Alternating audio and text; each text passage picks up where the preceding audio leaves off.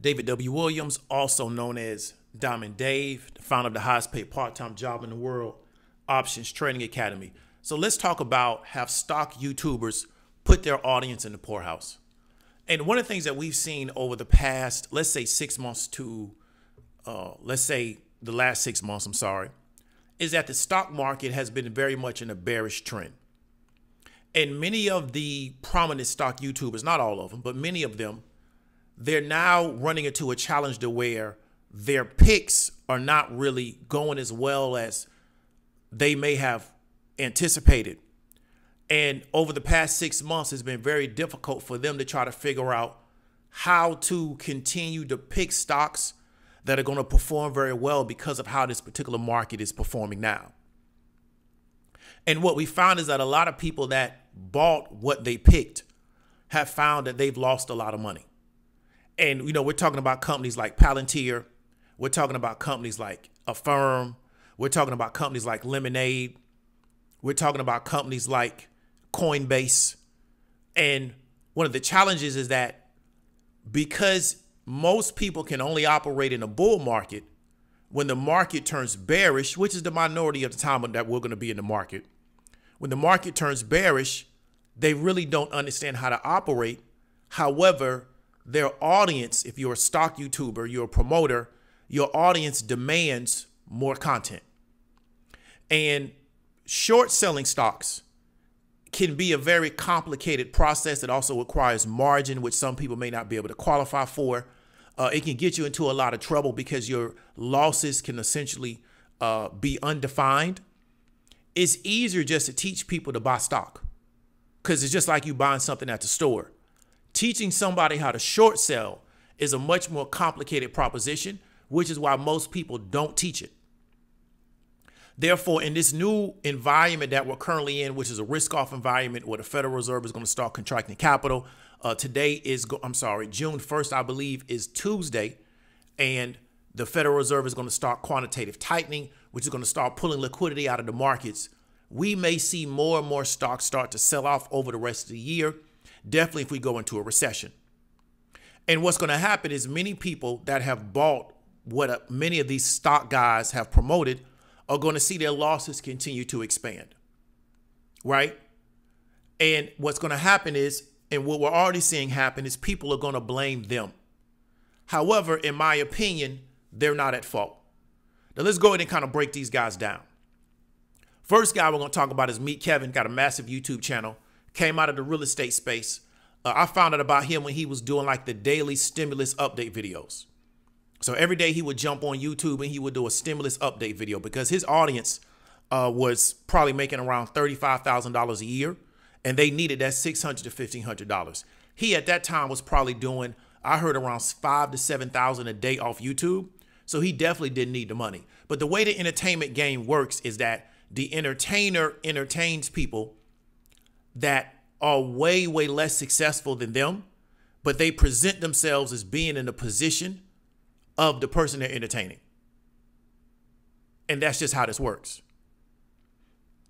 So Meet Kevin would get on YouTube and talk about the latest stimulus news. And then once the market got really, really hot, he rolled into talking about the stock market.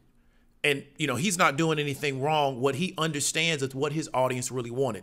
His audience didn't want real estate content, right? Because they didn't have the money to buy real estate anyway. What they wanted was stimulus content. And then he became a stock promoter.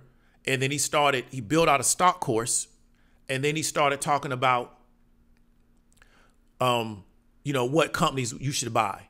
Now, he's also been accused of being involved in some pump and dump schemes, but I don't know because I would never buy a stock based on what Meet Kevin said. He's one of the guys that promoted Affirm.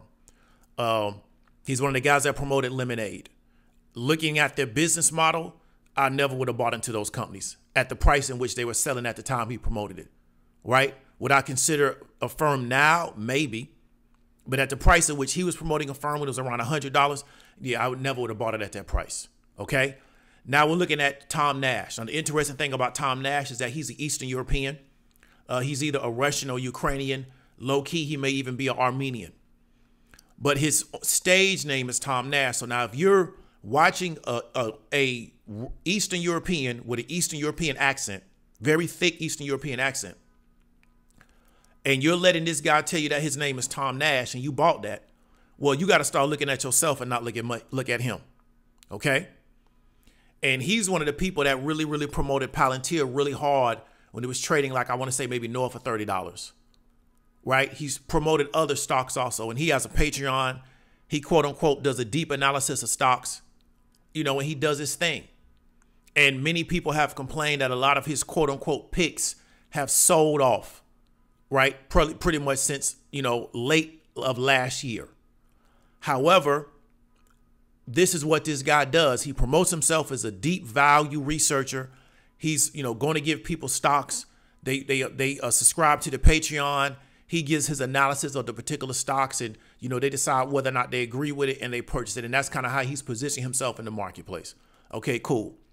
Now we got ZipTrader. ZipTrader was a guy who was doing stock content before the pandemic, right? He has more of a like a deadpan comedy delivery. He spends a lot of time on that. He also has his own Facebook group. He also has his own trading group. And, you know, to be real with you, he had a lot of that going on before the pandemic, but he kind of blew up during the pandemic because he was one of the guys that was out, you know, doing his thing. And so YouTube kind of started to promote him a little harder. But what's interesting is that he doesn't get the promotion of him like a Meet Kevin. And, you know, I've watched some of his content. He does give a really good, to me, overall analysis of the market, but he understands how to put it in a comedic type of delivery so it can go out to the mainstream. But in my opinion, he does have a good understanding of the market. I don't think he's just a comedian. He's just figured out that the average person doesn't understand anything about the market, but they will watch something they think is funny. And that's kind of like his angle, right? But people have been upset because they have, he also promotes trading different tickers. And, you know, a lot of people jumped into the market without really understanding the overall macroeconomic situation and have tried to trade based on his suggestions and have gotten wiped out. Why? Because in this, since where we're at right now, you got to really understand macroeconomics to really trade, in my opinion. The days of understanding a 3-candle setup and thinking that's going to work, I think those days are not here right now. Don't mean they're not going to come back, but they're not going on currently. Now we got this guy named Jeremy. I might be Jeremy Financial. I forgot his name. He's out of Vegas. And, you know, he runs a really high ticket stock course. I think it's around $5,000. He has a Discord. And he was one of the guys that was picking a lot of the growth stocks during the pandemic. And that was kind of like going to be his niche. He was going to be the growth stock picker. So he was picking a lot of the lower tier growth stocks, and I know why he did that, because it appealed to his audience that didn't have the money that he had. So he picked a lot of stocks that you could get in for between like $10 and $20. He would give an analysis of why he felt like they were going to grow at, you know, 200x over the next 5 years. And what happened is around late November, December of 2021, all of those stocks started to get really sold off really hard. Why? Because with the macroeconomic situation changing and the tightening of capital, nobody was investing in growth because it's going to be negative return on equity, right? So you see that from a macroeconomic standpoint, when capital becomes a lot more expensive, people are less reluctant to invest in things in which the return on equity is going to be negative. Companies with negative cash flows, they're not returning anything back to the investor. So you're losing money by investing in these particular stocks. So a lot of his picks went south. And, you know, he really doesn't have anything else to offer you because he kind of positioned himself in this space. Nobody really wants to hear about investing in Apple and investing in Coca-Cola and investing in PepsiCo or investing in an overall index fund. That's not entertaining to people. Therefore, he's kind of struggling to find a niche. Now, all of these guys, one thing they understand is this. My audience wants to be entertained more than they want to make money. That's the reality. I learned that from a guy in the UK years ago, and I really didn't understand it when he told it to me. And it took a long time for it to really make sense to me, but it really is true. All of these guys are successful, and pretty much every YouTuber that is, to me, really successful, What they really understand is how to play to an audience that, number one, wants to be entertained. They don't want to be educated. They don't want to be informed. They really don't want to improve their situation. What they really want you to be is a distraction from their day-to-day. And if you are a sufficient distraction from their day-to-day, they will pay attention to you. And it's the reason why when I look at the people that watch my channel, that watch other channels, the other channels that they watch are not financial channels outside of Erica Williams, right? Because I look at my analytics. So the people that watch my channel outside of Erica Williams, none of the other channels they watch are based around finance. Why? Because we go back to the original point. I learned, and I want to say maybe 2014, from a guy paid a lot of money to go to this mastermind, and he taught me is that people want to be entertained more than they want to be in business and more than they want to actually make money. And if you can entertain them, they will accept poverty as long as they're entertained while they're poor. And a lot of entertainers, once they really figure out how to put that key into that lock and they're willing to do it, they got the game plan to make millions of dollars. And the internet has made it to where you don't have to go to a lot of the mainstream gatekeepers to make a lot of money. We're in the era now where guys in their 20s is doing $250,000 a year, $500,000 a year off YouTube. That didn't exist when I was in my 20s. So if you're just willing to put that key in that lock and turn it, you can put yourself in a position to make a lot of money. Now, what we've had currently is this kickback against these stock YouTubers and people saying stuff like, well, you know, these guys are scammers and they're shields and yada, yada, yada.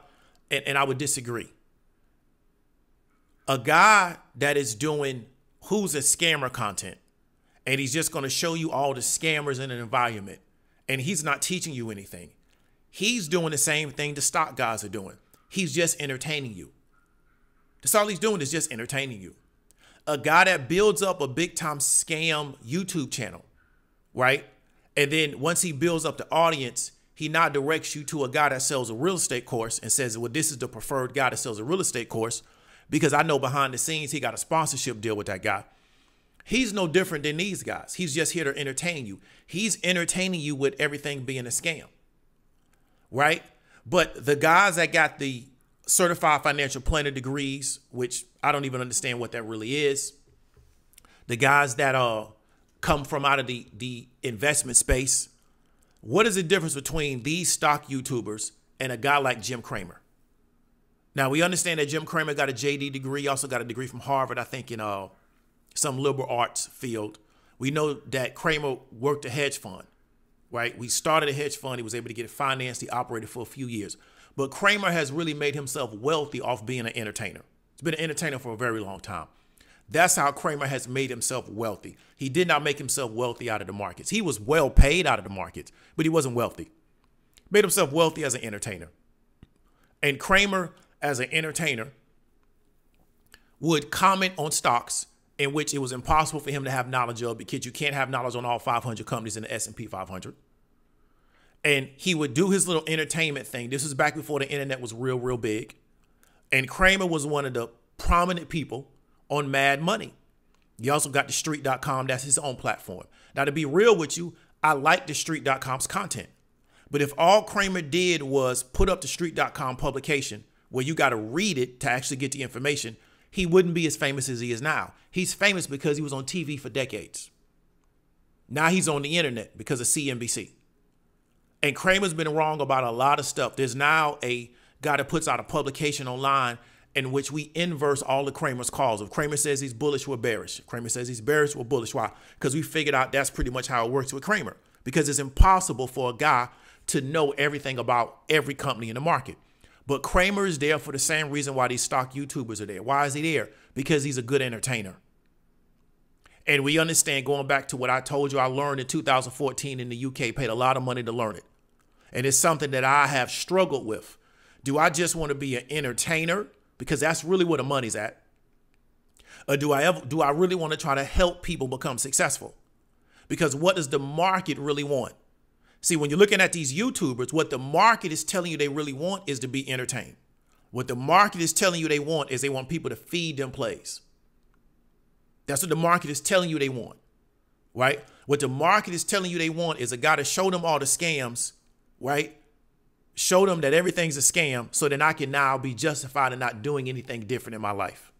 Because what's entertaining to me is showing the next scam. Half this stuff is people you've never heard of, right? But this is how this guy's made himself successful, is he's going to be the scam identifier.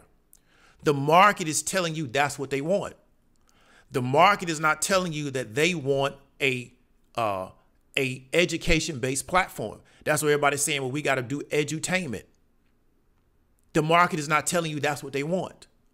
Therefore, if the market is telling us what we want is to be entertained, even though our income is declining, even though the economy is contracting, even though there's a lot of income instability, even though we're going into a wave of layoffs, I still just want to be entertained as opposed to doing something about my situation. How can I get mad when smart guys, especially Meet Kevin? Meet Kevin's a real sharp guy, right? How can I get mad when sharp guys figure that out? And they say, okay, I got the key. I know what a lock is. I'm going to put the key in the lock and I'm going to open that door. And they're not doing anything illegal. I don't believe that, in my opinion, they're not doing anything unethical, right? And they're doing that.